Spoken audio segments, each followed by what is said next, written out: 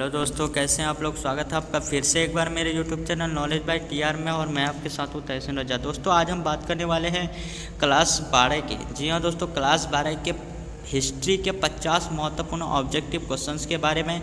दोस्तों ये सब जानने से पहले अगर आपने अभी तक मेरे चैनल को सब्सक्राइब नहीं किया है तो मेरे चैनल को सब्सक्राइब कीजिए और शेयर कीजिए मेरे वीडियोस को, और उससे पहले आप लाइक भी ज़रूर कीजिए।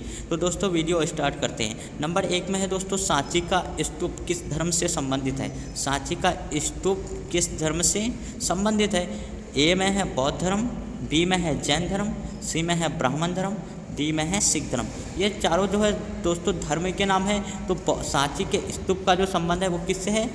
ऑप्शन नंबर ए में दोस्तों ए सही है, यानी बौद्ध धर्म से संबंधित है।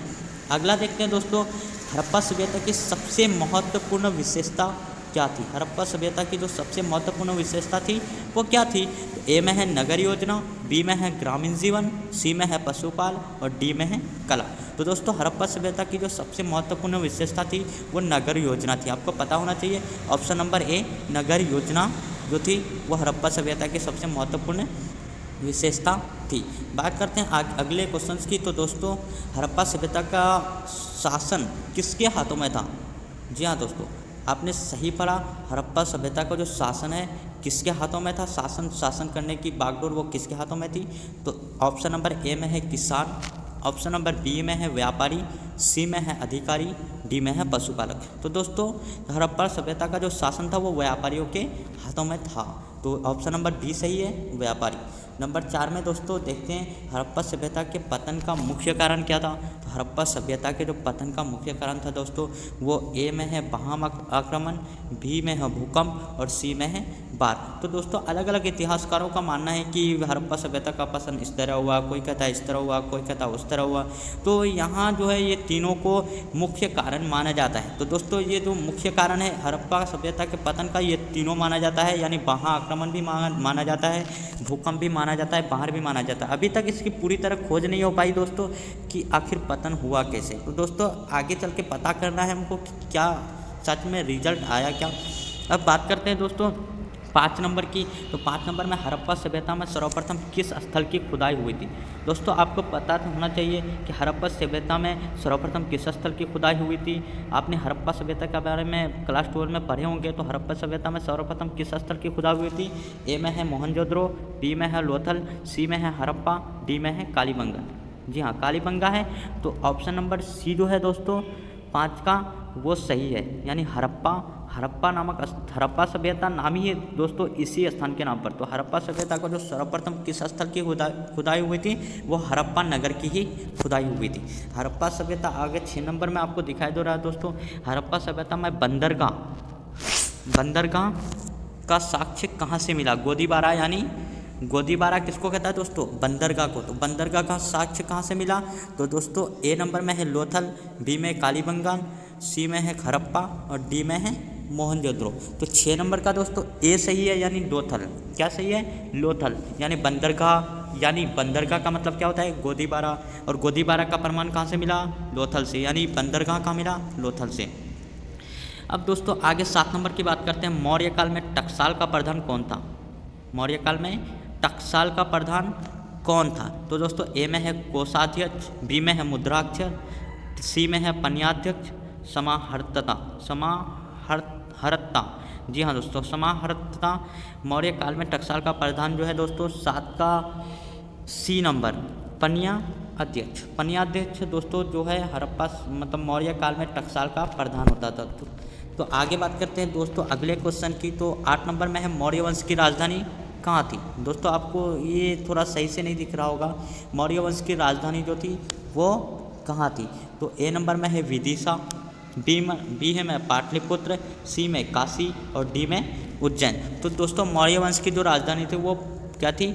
ऑप्शन नंबर बी पाटलिपुत्र, जिसे आप आज हम लोग क्या कहते हैं, पटना के नाम से जानते हैं। जी हाँ दोस्तों, पटना का पूरा नाम क्या है, पुराना नाम पाटलिपुत्र है। अब 9 नंबर में बात करते हैं दोस्तों मौर्यकालीन राज्य कलिंग कहाँ स्थित था। मौर्यकालीन जो मौर्य काल के समय जो एक कलिंग राज्य था वो कहाँ था। तो आज के ऑप्शन नंबर में ए में है बिहार, बी में है बंगाल, सी में है उड़ीसा, डी में है पंजाब। तो दोस्तों आज के जो उड़ीसा नाम है दोस्तों, उसका पुराना नाम कलिंग था, मतलब कलिंग राज्य कहाँ था उस समय, उड़ीसा में था। अब बात करते हैं दोस्तों आगे 10 नंबर की। तो मौर्य प्रशासन में समाहर्ता कौन था, समाहर्ता कौन था। तो मौर्य प्रशासन में जो समाहर्ता था दोस्तों, वो ए नंबर में है, ऑप्शन है केंद्रीय मंत्री, बी में राजकीय कर और सी में है मुख्य न्यायाधीश, डी में है अंतःपुर का राष्ट्र रक्षा मतलब मंत्रालय। तो ऑप्शन नंबर जो सही है दोस्तों वो 10 का बी नंबर है, राजकीय कर। अब बात करते हैं दोस्तों आगे 11 नंबर के। मौर्य काल में ब्रह्मदेव क्या थे, मौर्य काल में जो थे वो ब्रह्मदेव क्या थे। नंबर ए में है दोस्तों पशुदान, नंबर बी में है धनदान, नंबर सी में है भूमिदान और नंबर डी में है कृषिदान। तो दोस्तों आपको पता होना चाहिए कि 11 का आंसर नंबर सी यानी भूमिदान। मौर्य काल में ब्रह्मदेव क्या था, भूमिदान था। अब दोस्तों 12 नंबर की बात करें तो अशोक किस बौद्ध भिक्षु के प्रभाव से बौद्ध धर्म मतलब अपना लिया। दोस्तों आपको ये पता होना चाहिए ऑप्शन नंबर मतलब अशोक जो है वो किस बौद्ध भिक्षुक मतलब बौद्ध भिक्षुक कहता है दोस्तों बौद्ध धर्म के प्रचार प्रसार करने वाले को। तो अशोक किस बौद्ध भिक्षुक के प्रभाव से बौद्ध धर्म को अपना लिया था। तो ए नंबर में है उपगुप्त, नंबर बी में है उपाली, नंबर सी में है राधागुप्त, नंबर डी में है नागसेन। तो दोस्तों आपको पता होना चाहिए कि 12 का जो आंसर है वो ए नंबर सही है, यानी अशोक किस बौद्ध भिक्षुक के प्रभाव से बौद्ध बना था, तो उपगुप्त के प्रभाव से। अब बात करते हैं दोस्तों 13 नंबर के। मौर्य काल में कलिंग की राजधानी कहाँ थी, मौर्य काल में कलिंग की राजधानी कहाँ थी। ए में है तक्षशिला, बी में है उज्जैनी, सी में है तोबरी और डी में है पाटलिपुत्र। दोस्तों पाटलिपुत्र में यहाँ थोड़ा हर्षी होना चाहिए, तो यहाँ दुर्गी दे दिया है, वो थोड़ा गलत कर दिया यहाँ। तो ए 13 का जो आंसर सही होगा दोस्तों सी नंबर यानी तोबली। क्या है दोस्तों, मौर्य काल में कलिंग की राजधानी कौन थी, तोबली थी। अब 14 नंबर की बात करें दोस्तों, अशोक ने महेंद्र एवं संघमित्रा को धर्म प्रचार के लिए कहाँ भेजा था। हाँ दोस्तों, अशोक ने जो है अशोक सम्राट कौन सा मतलब धर्म अपनाया था, बौद्ध धर्म में। किसके मतलब प्रभाव में, तो उपगुप्त नामक बौद्ध भिक्षु के प्रभाव में। तो दोस्तों अशोक ने महेंद्र और संघमित्रा को धर्म प्रचार के लिए बौद्ध धर्म अपना लिया, और महेंद्र और संघमित्रा को जो है दोस्तों उसने प्रचार के लिए भेज दिया। तो 14 का ए में है जापान भेजा था, या बी में है चीन, या सी में है तिब्बत, या डी है श्रीलंका, मतलब कहाँ भेजा था। तो 14 का जो आंसर सही है दोस्तों वो डी है, यानी श्रीलंका भेजा था। महेंद्र और संघमित्रा को कहाँ भेजा था, श्रीलंका भेजा था कि जाओ वहाँ बौद्ध धर्म का प्रचार करो। अब अगले क्वेश्चन की बात करते हैं दोस्तों। तो सबसे पहले आपको दिख रहा होगा अशोक किस वंश का शासक था। आपको पता होना चाहिए कि अशोक ए में है नंद वंश, बी में है गुप्त वंश, सी में है मौर्य वंश, डी में चोल वंश। तो आपको ये जरूर पता होना चाहिए दोस्तों, ये बहुत ही महत्वपूर्ण क्वेश्चन है। सी में मौर्य वंश है, दिख रहा होगा आपको। तो अशोक जो है किस वंश से संबंधित था, मौर्य वंश से। आपको ये भी पता होना चाहिए कि मौर्य वंश का संस्थापक कौन था। तो दोस्तों मौर्य वंश का जो संस्थापक था वो चंद्रगुप्त मौर्य नामक आदमी ने इस वंश की स्थापना की थी। आगे देखते हैं दोस्तों क्वेश्चन नंबर 16 में। तो आर्यभट्ट कहाँ का निवासी था, आर्यभट्ट कहाँ का निवासी था। तो 16 में देखते हैं दोस्तों, ए में है पाटलिपुत्र, बी में है कश्मीर, सी में है तक्षशिला और डी में है काशी। तो दोस्तों आपको पता होना चाहिए आर्यभट्ट एक भारत के बहुत ही महान गणितज्ञ थे।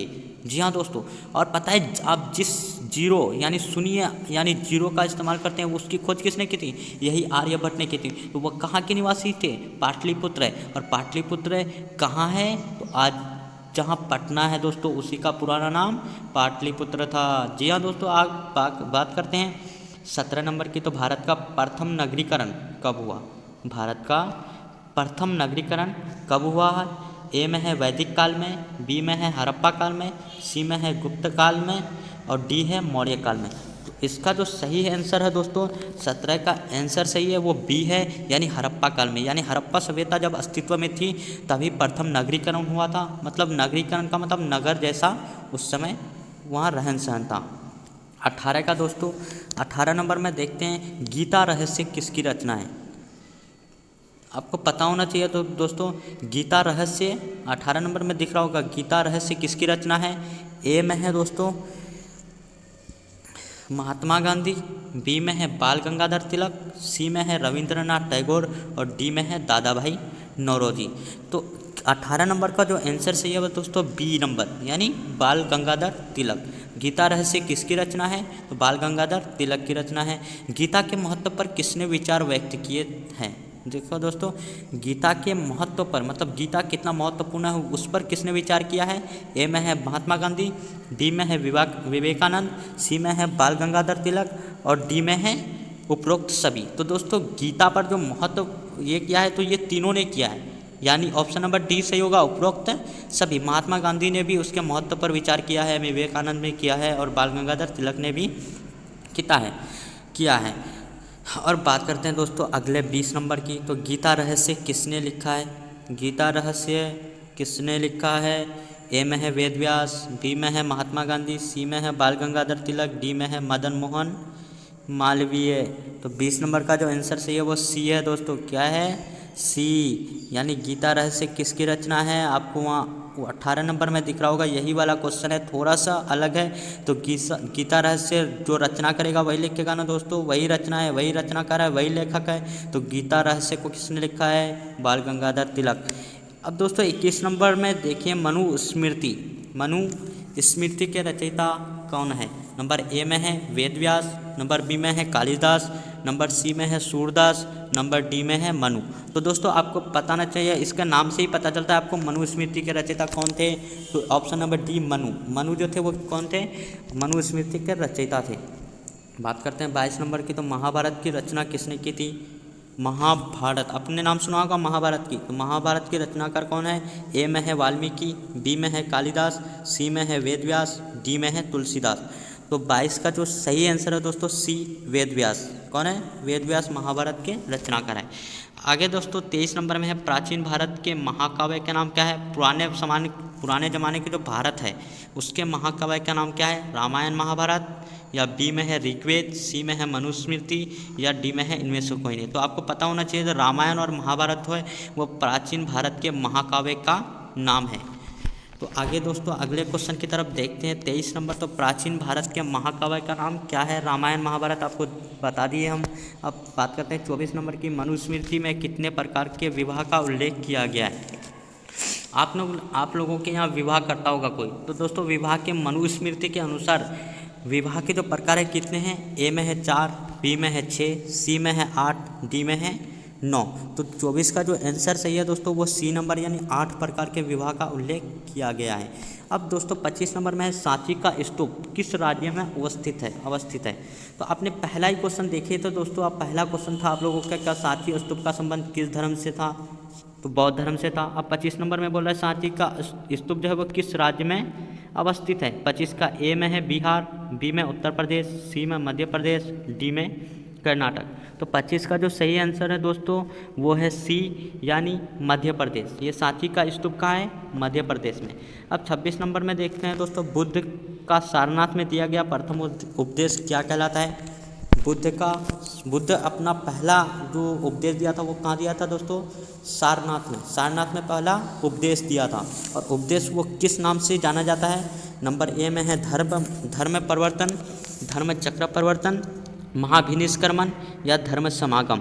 तो 26 का आंसर जो है सही दोस्तों बी नंबर, यानी धर्म चक्र परिवर्तन कहलाता है। बौद्ध धर्म में बुद्ध का सारनाथ में दिया गया, सारनाथ में पहला दिया था और उसका धर्मचक्र परिवर्तन कहलाता है। त्रिपिटक में कौन सा ग्रंथ आता है? त्रिपिटक में कौन सा ग्रंथ आता है? सुत्त पिटक आता है, ए नंबर में है, या बी नंबर में है विनय पिटक, सी नंबर में है अधिमेय पिटक, अभिधम्म पिटक या अभिधम्य पिटक, डी नंबर में है उपरोक्त सभी। तो देखिए दोस्तों ये अभिधम्म था और अभिधम्य भी कहा जाता है इसको, इसलिए यहाँ दो मतलब एक नाम दिया गया, दो नाम है इसका, अभिधम्म भी है। तो त्रिपिटक में कौन सा ग्रंथ आता है दोस्तों आपको पता होना चाहिए, ये तीनों आता है। सुत्त पिटक भी आता है, विनय पिटक भी आता है, अभिधम्य पिटक भी आता है। बात करते हैं 28 नंबर का, तो इनमें कौन बुद्ध के प्रिय शिष्य थे? बुद्ध का प्रिय का दोस्तों प्यारा होता है, मतलब प्यारा शिष्य कौन था बुद्ध का? तो ए में है नागसेन, बी में है कनिष्क, सी में है अशोक और डी में है आनंद। तो 28 का जो सही आंसर है दोस्तों वो है डी, यानी आनंद। आनंद क्या थे? जो बुद्ध मतलब थे, यानी महात्मा बुद्ध, उसके प्रिय शिष्य कौन थे? आनंद थे। किसके शासनकाल में बौद्ध धर्म का विभाजन हीनयान और महायान में हुआ था?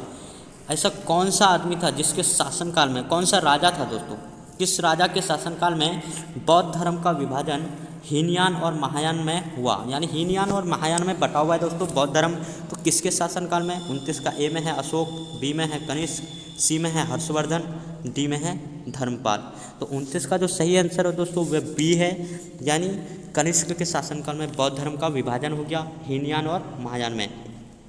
आगे बात करते हैं दोस्तों 30 नंबर की। तो बुद्ध के गृह त्याग की घटना क्या कहलाती है? मतलब बुद्ध जो घर छोड़ा था दोस्तों वो 29 वर्ष की अवस्था में छोड़ा था। 29 साल जब उसका एज था तब उसने घर बार छोड़ के मतलब जंगल में रहना पसंद किया।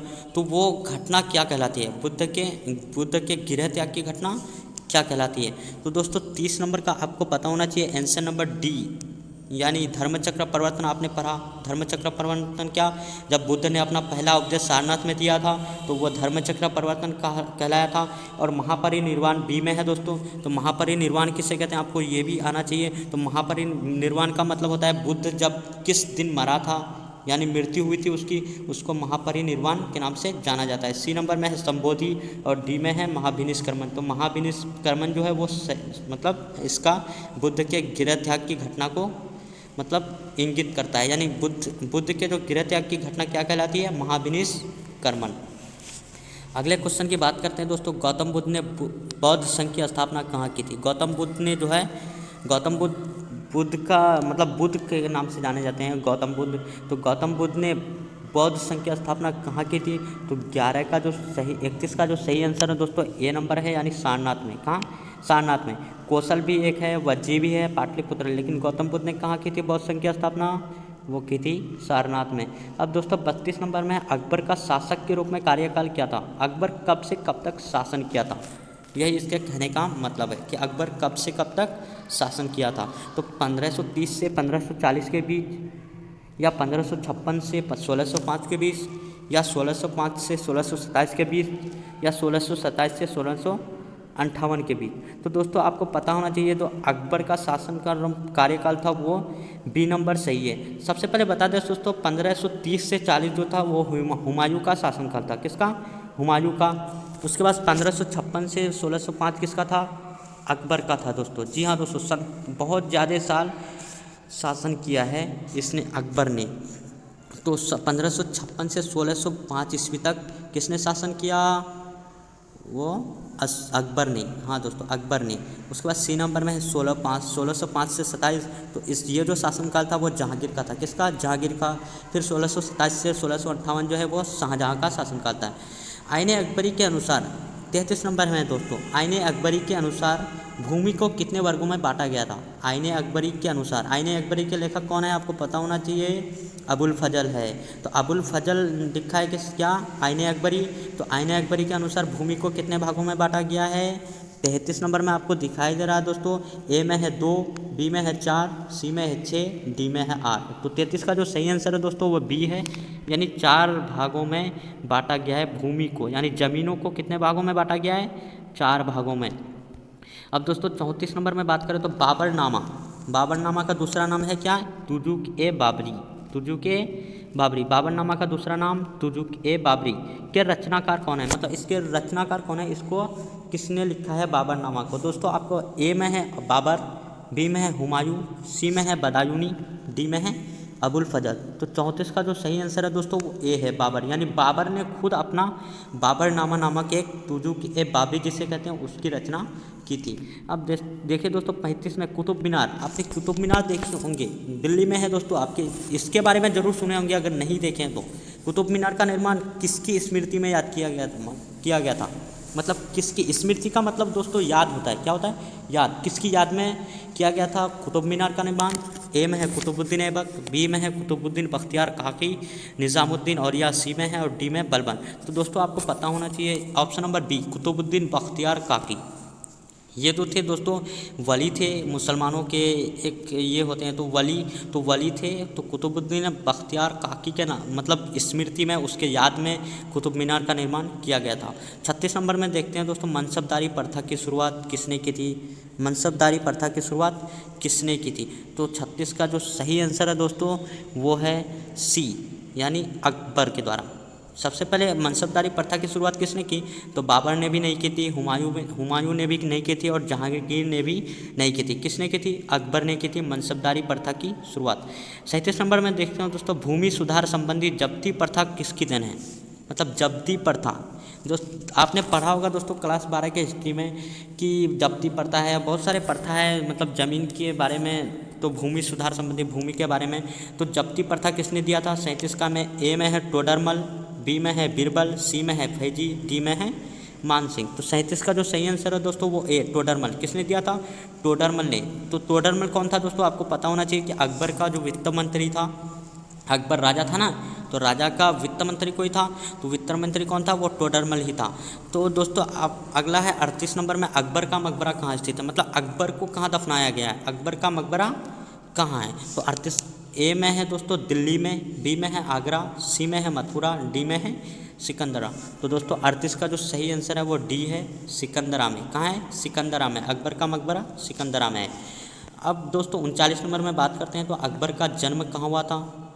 काबुल में हुआ था, या कंधार में हुआ था, या दिल्ली में हुआ था, या अमरकोटा में हुआ था?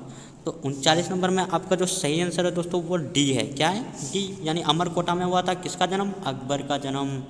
किस मुगल शासक ने सती प्रथा पर प्रतिबंध लगाया था? किसने लगाया था सती प्रथा पर प्रतिबंध? सती प्रथा पर प्रतिबंध किसने लगाया था? ए में है अकबर, बी में है जहांगीर, सी में है बाबर, डी में है हुमायूं। तो 40 का जो सही आंसर है दोस्तों वो ए, किसने लगाया था? अकबर ने। अकबर ने बहुत सारा काम किया है। हाँ, किस मुगल शासक ने सती प्रथा पर प्रतिबंध लगाया? ए, अकबर ने। तो दोस्तों अगले क्वेश्चन की बात करते हैं, तो 41 नंबर में है, फतेहपुर सिकरी को राजधानी किसने बनाया था? दोस्तों ए में है जहांगीर, बी में है अकबर, सी में है शाहजहां, डी में है औरंगजेब। तो आपको पता होना चाहिए कि फतेहपुर सिकरी नाम जानते होंगे आप। तो फतेहपुर सिकरी को किसने राजधानी बनाया? तो अकबर ने बनाया था। अगला 42 नंबर में, किस मुगल बादशाह ने झरोखा दर्शन की प्रथा की शुरुआत की थी? किसने की थी झरोखा दर्शन की प्रथा की शुरुआत? 42 का ए में है अकबर, बी में है जहांगीर, सी में है शाहजहां, डी में है औरंगजेब। तो झरोखा दर्शन की जो शुरुआत की थी दोस्तों, झरोखा दर्शन की वो की थी 42 का जो सही आंसर है वो ए है, यानी अकबर ने की थी झरोखा दर्शन की। देखिए दोस्तों आपको जहाँ भी दिखाई दे रहा है अकबर के बारे में, यानी बहुत महान सम्राट थे वो इंडिया के। उसके बाद अगला 43 में, किस मुगल बादशाह ने संगीत पर प्रतिबंध लगाया था? मतलब संगीत पर प्रतिबंध लगा दिया था, गाना बजाना पर प्रतिबंध कौन लगाया था? 43 का ए में है, किसने? अकबर ने, या फिर शाहजहां ने, या बाबर ने, या औरंगजेब ने। तो 43 का जो सही आंसर है दोस्तों वो डी है। किसने लगाया था? औरंगजेब ने। औरंगजेब ने गाना बजाना पर प्रतिबंध लगा दिया था। अब 44 नंबर में बात करते हैं दोस्तों कि विजयनगर साम्राज्य में मंदिर के प्रवेश द्वार को क्या कहा जाता है? मंदिर बनता था विजयनगर साम्राज्य में, बनता था ना विजयनगर साम्राज्य, हरिहर बुक्का, इस सब के बारे में आप पढ़े होंगे। तो हरिहर बुक्का किससे संबंधित है? विजयनगर साम्राज्य से। विजयनगर साम्राज्य में मंदिर बनाया करते थे, तो उसके मंदिर के प्रवेश द्वार को, मतलब जिस तरफ से मंदिर में घुसते हैं प्रवेश द्वार, तो उसको क्या कहा जाता था? विजय द्वार, या हम्पी द्वार, या गोपुरम, या इनमें से कोई नहीं। तो दोस्तों आपको पता होना है 44 का जो सही आंसर है वो सी है। मंदिर के जो प्रवेश द्वार को क्या कहा जाता था? गोपुरम कहा जाता था। अब बात करते हैं 45 नंबर की दोस्तों, विजयनगर की यात्रा पर आने वाला पहला विदेशी कौन था? विजयनगर की यात्रा पर मतलब पहला विदेशी कौन था? विजयनगर साम्राज्य था ना, तो वहाँ आने वाला प्रथम विदेशी कौन था? मतलब भारत देश के अलावा किसी दूसरे देश के यात्री थे, तो मतलब कौन आया था? वो पहला आदमी कौन था जो विजयनगर साम्राज्य की यात्रा करने के लिए विदेश से आया था, मतलब दूसरे देश से आया था? तो 45 का जो ए में है दोस्तों निकोली कोंटी, या इसका नाम निकोली द कोंटी भी है। बी में है अब्दुल रज़ाक, तो इसका पूरा नाम है अब्दुल रज़ाक समरकंदी। और सी में है डोमिंगो पेइस भी नाम है इसका। डी में है नूनीज, फर्नांडो नूनीज। तो यहाँ आधा आधा नाम दिया है दोस्तों, मतलब छोटा छोटा नाम दिया है, Niccolo Conti, Abdul Razzaq, Domingos और नूनीज। तो इसका जो 45 का सही आंसर है दोस्तों वो क्या है? ए है। 45 का सही आंसर ए, यानी निकोलो कोंटी जो है वो क्या है? विजयनगर यात्रा करने वाला प्रथम विदेशी था। हम्पी को यूनेस्को द्वारा, आपने यूनेस्को सुना होगा, UNESCO।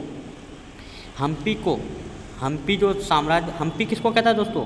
विजयनगर साम्राज्य को ही हम्पी कहता है, या विजयनगर साम्राज्य की राजधानी को हम्पी के नाम से जाना जाता है, जिसे हम्पी साम्राज्य के नाम से भी जाना जाता है। तो हम्पी को जो है यूनेस्को द्वारा विश्व पुरातत्व स्थल किस वर्ष घोषित किया गया? तो 46 का ए में है 1856, बी में है 1876, सी में है 1902, डी में है 1986। तो 46 का जो सही आंसर है दोस्तों वो है डी, यानी 1986 में क्या हुआ कि हम्पी को यूनेस्को ने विश्व पुरातत्व स्थल घोषित कर दिया। अब बात करते हैं दोस्तों 47 में बहमनी साम्राज्य की राजधानी कहाँ थी? तो ए में है बरार, बी में है बीदर, सी में है हम्पी, डी में है गुलबर्ग। तो 47 का जो सही आंसर है दोस्तों वो है बी। क्या है?